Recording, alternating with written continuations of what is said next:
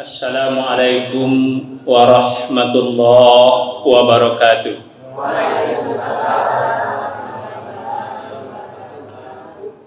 Innal hamdalillah nahmaduhu wa nasta'inuhu wa nastaghfiruh wa na'udzu billahi min shururi anfusina wa min sayyiati a'malina.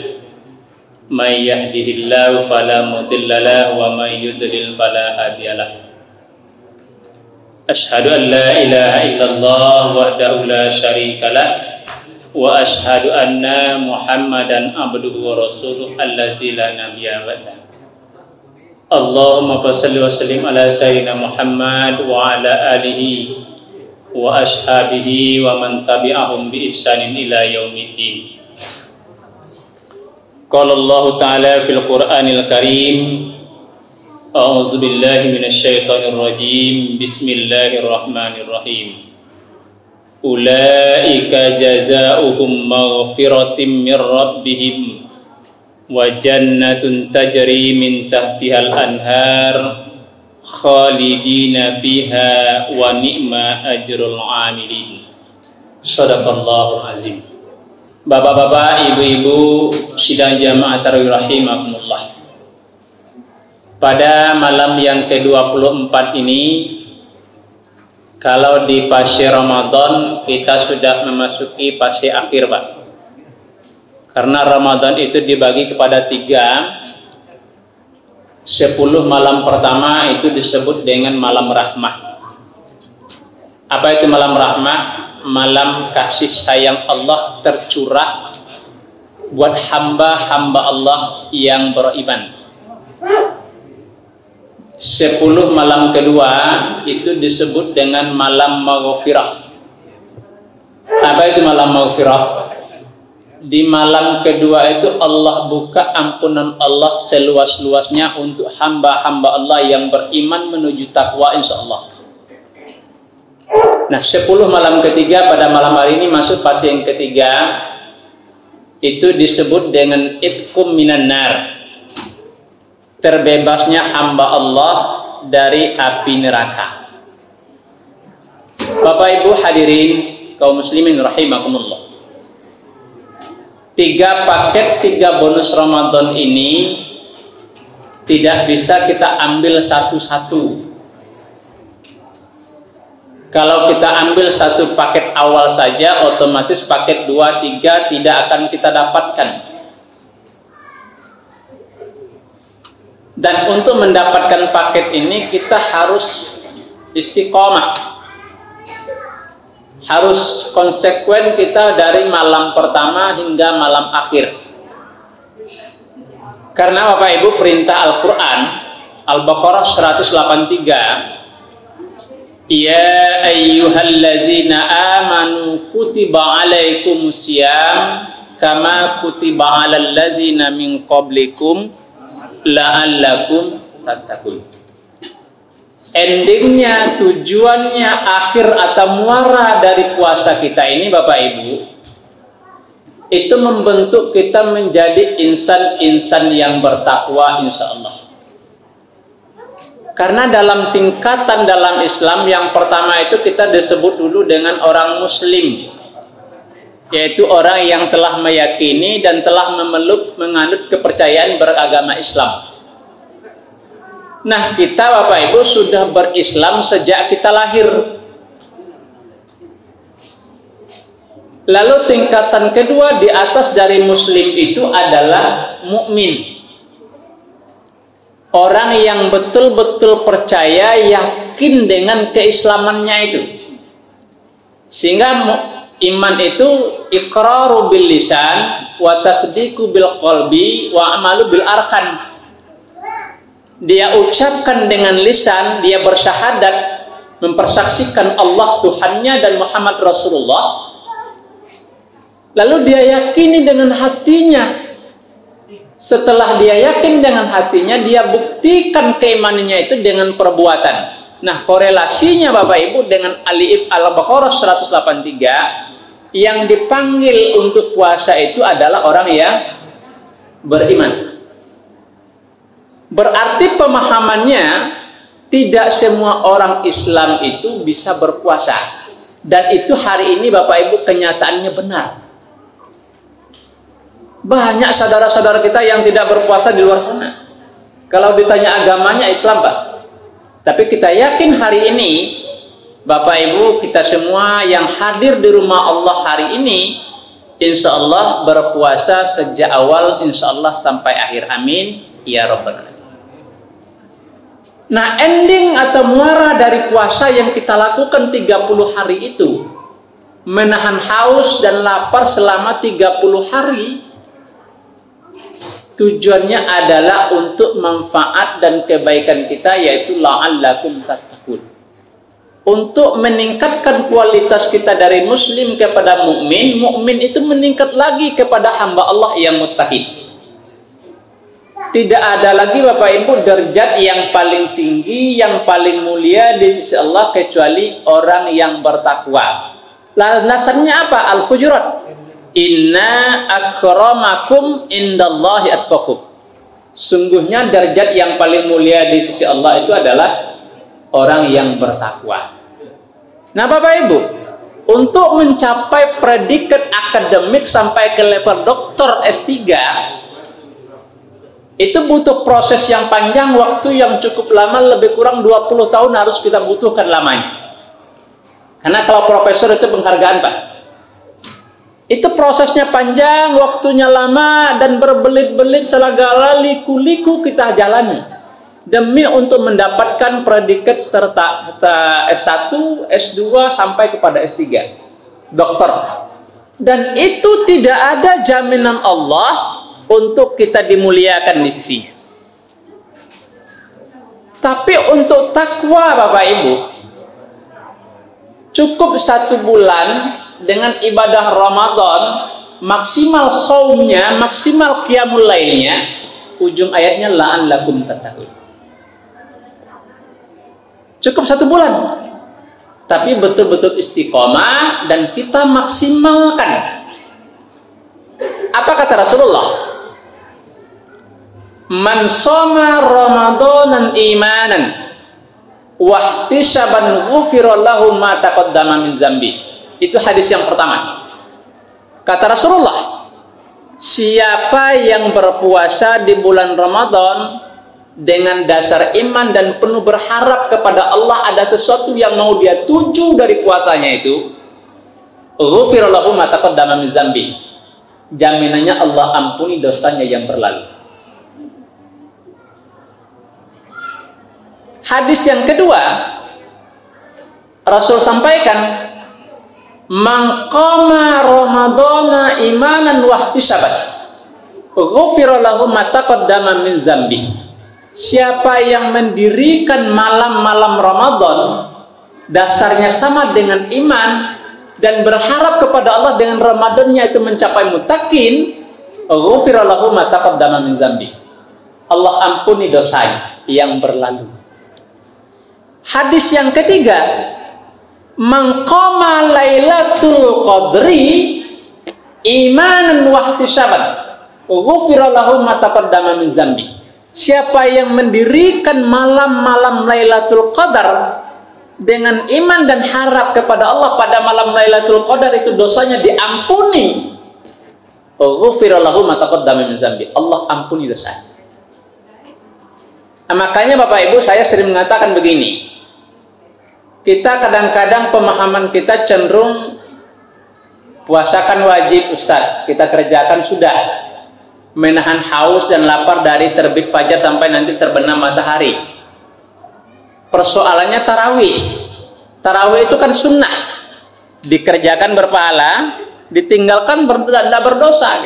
Secara hukum fikih benar itu Pak. Tapi kalau kita hubungkan, kita korelasikan hadis Rasulullah ini, berarti kesempurnaan ibadah puasa kita di siang hari ikut ditentukan oleh ibadah kita pada malam hari ini, khususnya sholat tarawih. Kenapa kita bilang khusus Bapak Ibu?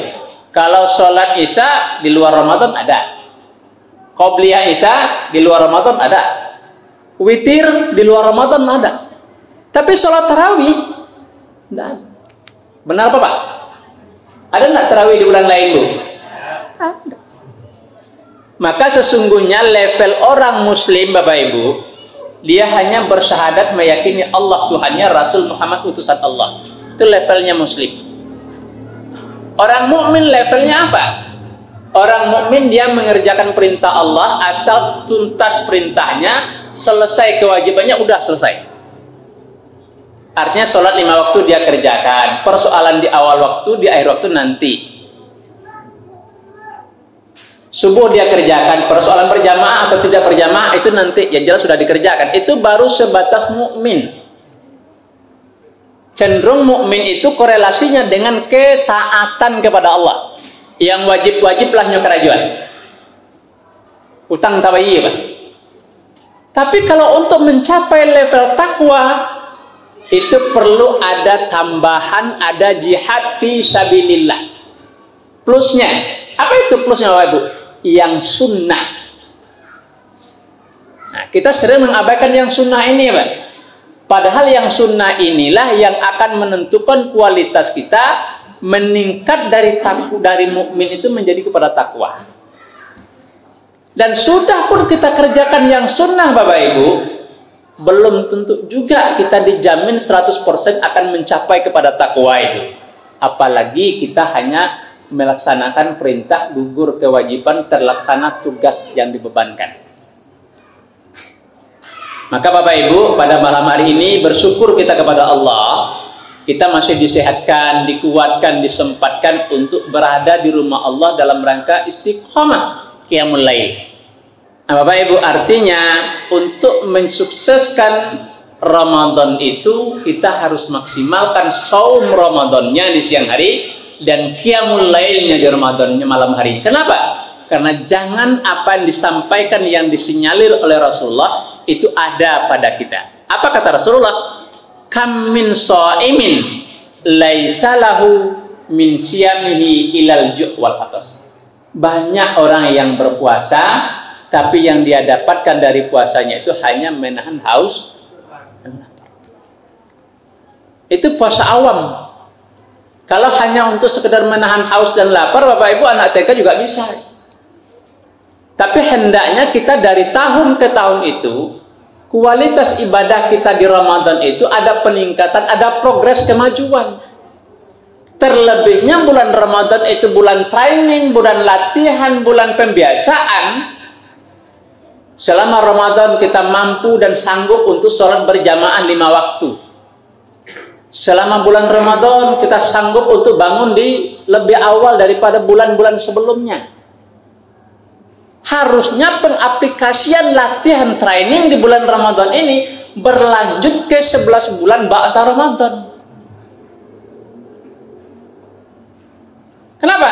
Kalau kita sanggup berjamaah di bulan Ramadan ini dengan kondisi badan letih, mata mengantuk, kerongkongan haus, toh kita sanggup sholat berjamaah, di bulan lain kita makan, kita minum, kok tidak sempat.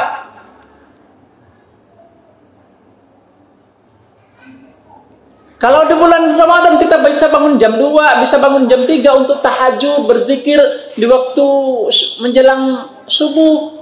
Kok pertanyaannya di bulan lain kok tidak bisa? Maka ini dinamakan dengan ibadah kita ibadah musiman. Maka Ramadan itu tidak akan memberikan dampak positif, tidak akan memberikan pengaruh dalam kehidupan kita. Maka istiqomahkan Ramadan itu. Nah, kalau kita sudah digembleng selama 1 bulan ini untuk istiqomah berjamaah, untuk bangun lebih awal, untuk banyak berinfak bersedekah, untuk sering tadarus bahkan bisa menghatamkan Al-Quran, untuk bisa berzikir ba'da subuh mungkin sampai kepada sholat suruh. Loh, kenapa kok bulan lain tidak bisa? Nah, kalau begitu caranya, Pak, wallahu a'lam, ketakwaan itu akan kita dapatkan. Berarti kita baru naik dari level muslim kepada level mukmin. Bapak Ibu hadirin kaum muslimin sidang jamaah tarawih rahimakumullah. Maka pada malam hari ini Bapak Ibu, malam momen 10 akhir ini, malam itqu minan nar, maka Al-Quran yang kita bacakan tadi adalah Ali Imran ayat 136 yang artinya begini. Mereka itulah balasannya adalah ampunan dari Tuhan mereka dan surga yang mengalir di bawahnya sungai-sungai. Artinya kita sampaikan pada malam ini, siapa sih orang hamba Allah yang pada bulan Ramadan itu yang mendapatkan, insya Allah mendapatkan ampunan Allah sekaligus plus dengan surganya. Nah, jawabannya di mana? Jawabannya adalah Ali Imran 135 sampai 136. Bapak Ibu hadirin kaum muslimin rahimakumullah. Maka kita bacakan di awal, wasyari'u ila maghfiratin mir rabbikum wa jannatin arduhas samawati wal ardh uiddat lil muttaqin. Ali Imran 133. Apa kata Allah? Wasyari'u, segeralah, cepatlah, maghfiratin, kepada ampunan Allah, wa jannah, dan surga Allah, arduhas samawati wal ardh, yang luas surga itu diberitakan Al-Quran ini, Bapak Ibu. Ini Al-Quran menyampaikan, bukan saya. Seluas langit dan bumi. Jadi jangan ada keraguan di kita, kekhawatiran di kita beribadah full total kita di bulan Ramadan, Pak. Jangan ragu bahwa kita tidak akan dapat kapling surga nanti.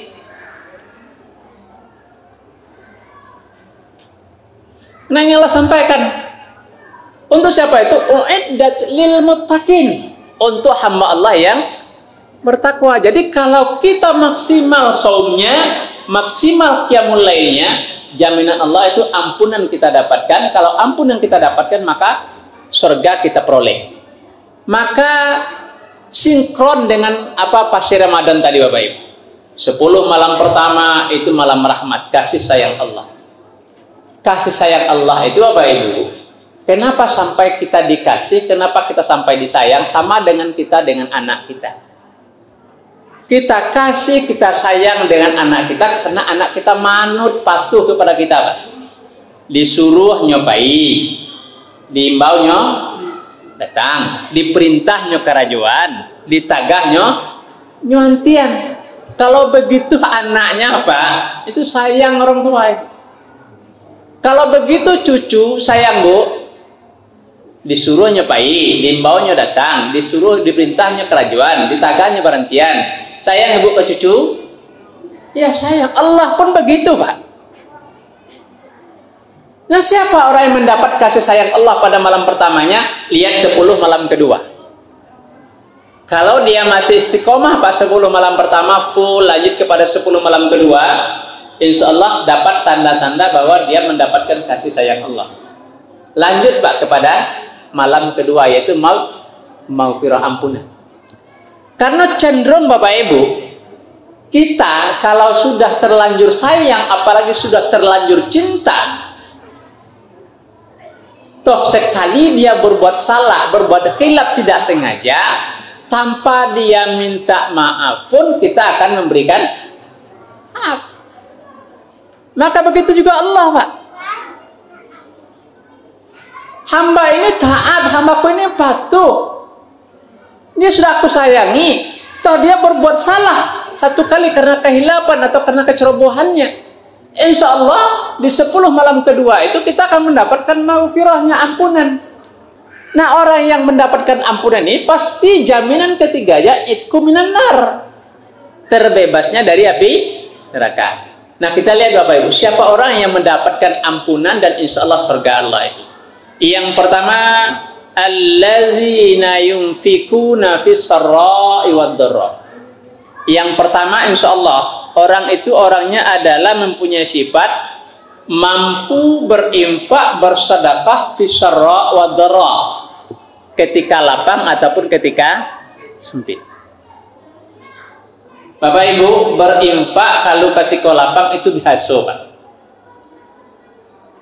Tapi berinfak ketika dia kekurangan, ketika dia mengalami suatu permasalahan, karena dia mengalami suatu kesulitan, tapi masih sempat dia menyisihkan di bagian rezekinya itu untuk fi sabilillah, itu luar biasa. Apanya yang luar biasa? Pertama, luar biasa ketaatan dan kesyukurannya kepada Allah. Yang kedua, luar biasa pahalanya.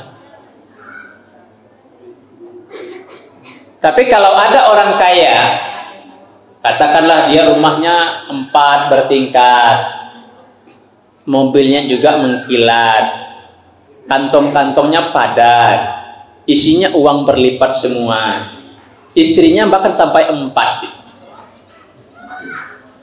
Tapi giliran berinfak, giliran bersedekah, tidak mau ngisi, Pak. Ini juga luar biasa. Luar biasa apa? Luar biasa kekufuran kepada nikmat Allah. Ibrahim menegaskan, ayat 7. La in syakartum la azidannakum wa la in kafartum inna azabi. Kalau kamu bersyukur dengan nikmat Allah, Allah akan tambah nikmat itu berlipat ganda. Kalau kita kufur dengan nikmat Allah, inna azabi lasyadid. Sungguhnya azabku teramat pedih. Bapak Ibu hadirin, pemahaman ayat ini, aku tambah nikmatku kata Allah, ini ada pengertiannya 2, Pak. Pertama, pengertian memang betul-betul Allah tambah secara jumlahnya. Kalau kita punya usaha ayam geprek di sini, kita bersyukur, rajin berinfak, bersedekah, mungkin dengan hasil kita jualan di yang pertama ini, Allah lipat gandakan, kita bisa buka cabang yang lain. Satu pengertiannya. Yang kedua pengertiannya, yang lebih itu Allah tambah secara barokahnya, Pak. Nilainya. Nilainya ini mana? Kedamaian, ketentraman, kebahagiaan dalam hati. Karena Bapak Ibu, orang punya uang 1 juta atau 10 juta dengan orang yang punya uang 100.000, kalau secara zahiriahnya bahagia orang yang punya uang 10 juta. Tapi tidak mungkin pasti. Karena bisa jadi orang yang punya uang 100.000 ini lebih tentram, lebih bahagia hidupnya daripada orang yang punya uang 10 juta. Kenapa? Nilai barokah yang 100.000 ini ada, Pak. Tapi yang 10 juta ini barangkali, mohon maaf, barangkali hasilnya mungkin uangnya halal, cara dia dapatkan yang 10 juta ini belum tentu terjamin kehalalannya. Maka Sayyidina Ali ketika ditanya mau pilih apa, surga, ilmu atau harta, maka Ali pilih jawab ilmu. Bapak Ibu, maka salah satu untuk memaksimalkan Ramadan mencapai takwa, maka istiqomahlah kita berinfak, bersedekah. Pertama, kau adok katidiang nan lewat, Bapak Ibu, kan ada hadis Nabi mengatakan sedekah itu seminimal-minimal sedekah itu adalah senyum.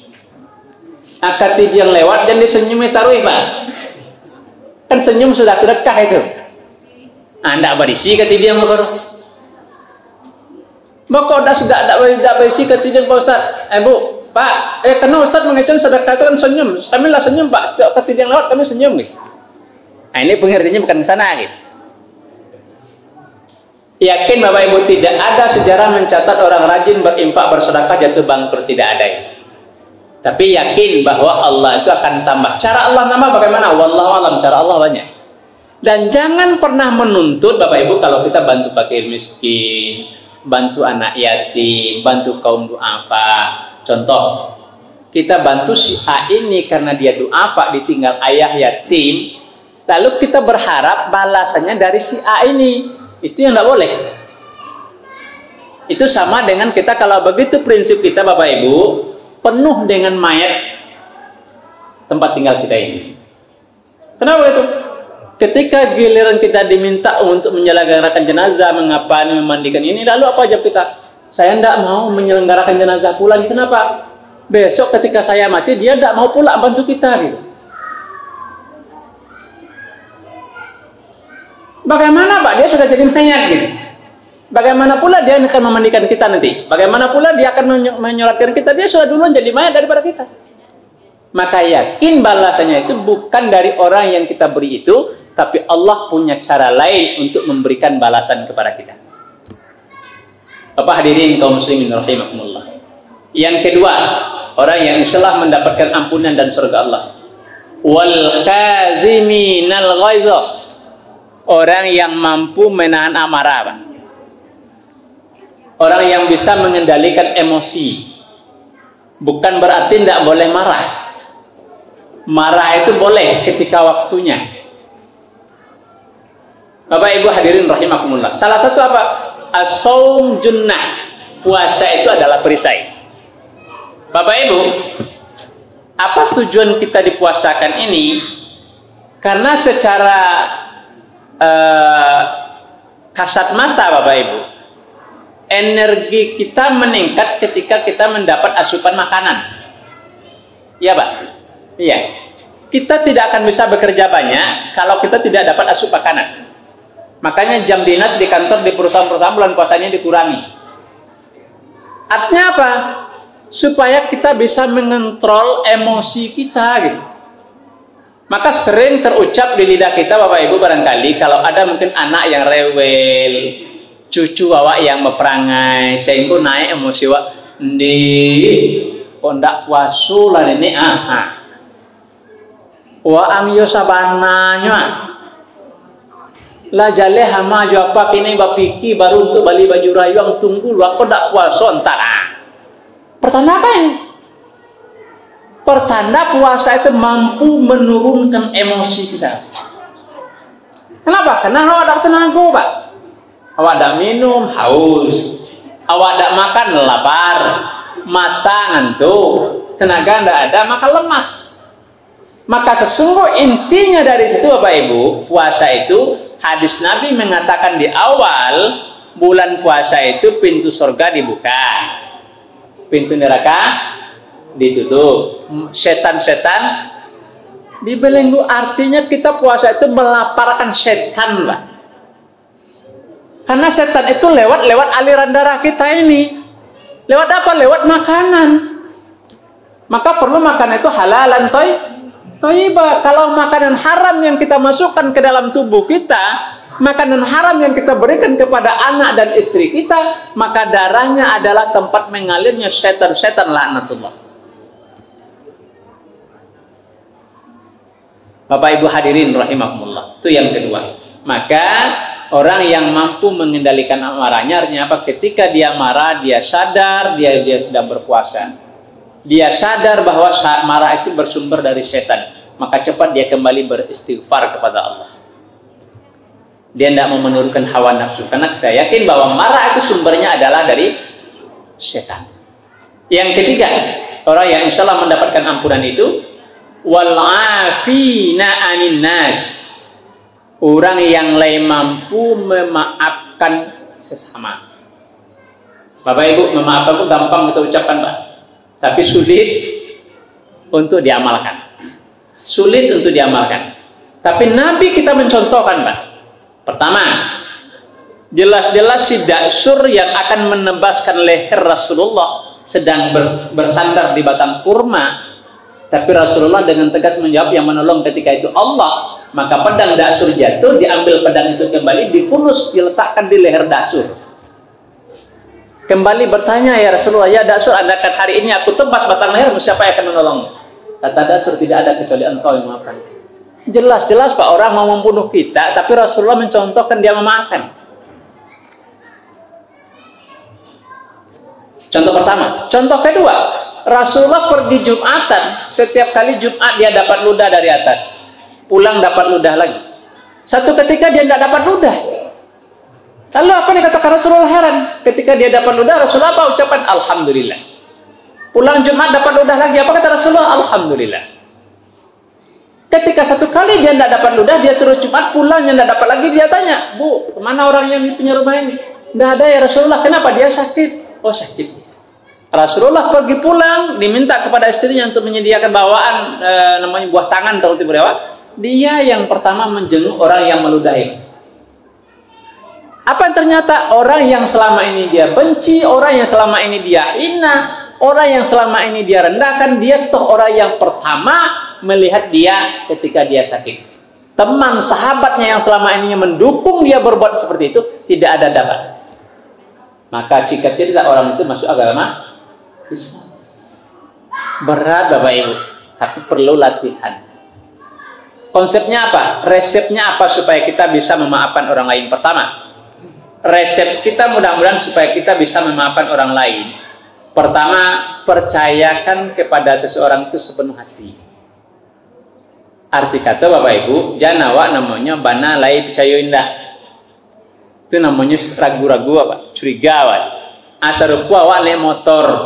Kalau naik motor Bapak Ibu, yang sopir udah awak. Tapi awak ragu dengan kemampuan udah awak pembawa Honda gitu. Ibu-ibu di belakang akar aja itu. Bagaliti lah udah ko, bacubi lah udah ko, senggok. Ndak konsentrasi udah motor. Ndak konsentrasi suami mau Honda ada. Apa yang terjadi? Kecelakaan. Tapi kalau begitu kita yakin dia yang akan membawa kita, tidak mungkinlah suami mencelakai istri. Karena kalau ketabrakan pasti dia juga akan celaka. Gitu. Yang terpenting kita doakan kita dan suami bawa motor itu selamat. Itu yang terpenting. Maka percayakan Mbak.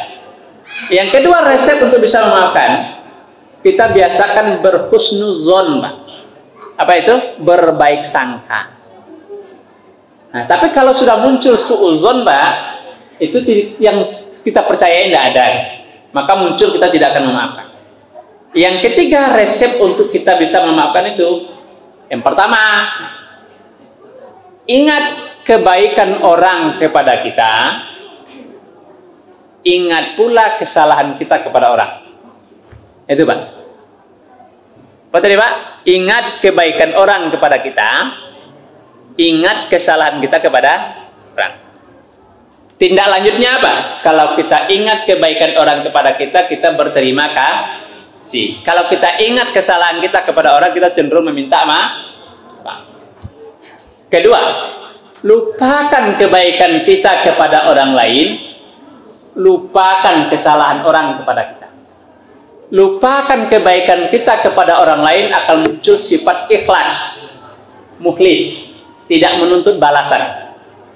Lupakan kejahatan orang kepada kita, maka cenderung kita akan memberikan peluang maaf kepada orang. Bapak Ibu hadirin rahimakumullah. Itu yang ketiga. Yang keempat, sifat orang yang bertakwa atau yang diampuni itu adalah orang yang apabila berbuat maksiat, berbuat zalim, maka dia cenderung akan minta ampun. Maka perintah dari surat At-Tahrim, ya ayyuhallazina amanu tubu ilallahi taubatan nasuha. Hai orang-orang yang beriman, bertobatlah kamu kepada Allah dengan sebenar-benar bertaubat. Kenapa Bapak Ibu? Kalau bersalah kita kepada Allah, cepat kita beristighfar, minta ampun. Kenapa? Karena kalau kita bersalah kepada Allah, taubatnya dengan beristighfar kepada Allah. Maka Al-Quran Ali Imran 133, wasyari'u ila maghfirah, segera kepada ampunan Allah. Kenapa Allah suruh bersegera Bapak Ibu? Karena jaminan Allah tidak ada satupun kita di permukaan bumi yang terbebas dari dosa.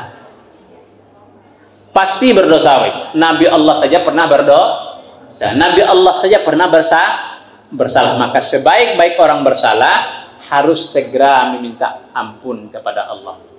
Itu Bapak Ibu. Bapak Ibu hadirin rahimakumullah, maka 10 malam akhir ini momennya insya Allah kita dipertemukan oleh Allah dengan malam Lailatul Qadar, yang dimana di malam Lailatul Qadar itu kita harus dianjurkan memperbanyak ibadah, berzikir, beristighfar, minta ampun kepada Allah. Karena apabila dosa kita sudah diampuni oleh Allah, silaturahmi kita akan nyambung, rezeki kita akan berlimpah di sisi Allah Subhanahu wa taala.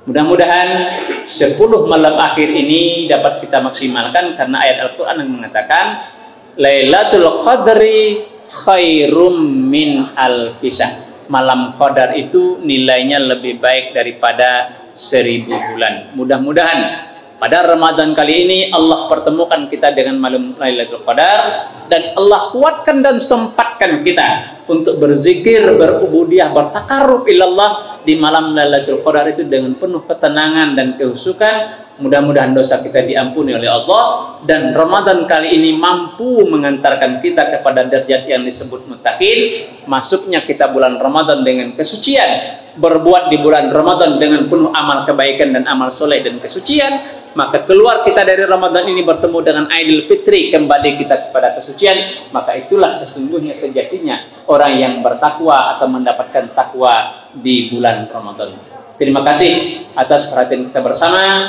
Mudah-mudahan dapat kita amalkan. Banyak maaf bila taufiq wal hidayah. Assalamualaikum warahmatullahi wabarakatuh.